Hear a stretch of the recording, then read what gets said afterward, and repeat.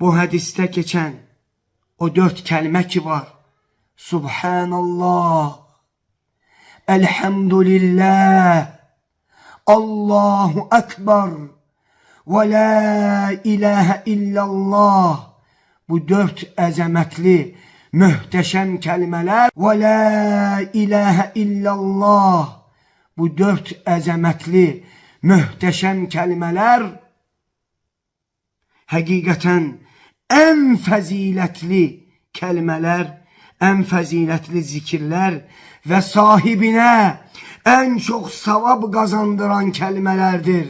Allahu Ekber. Gelin bu 4 zikrin dinimizde sabit olan bazı faziletleriyle, hamısıyla yok, vaktimiz da yoktu, bazı faziletleriyle tanış olaq.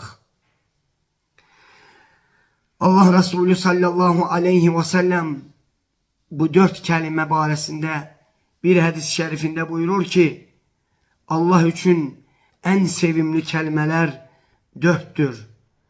Subhanallah. Sen bu 4 kelimenin hansıyla başlasan sana zarar vermez. Bu kelimeler Subhanallah, velhamdülillah, ve la ilahe illallah, Allahu Ekber kelimeleridir.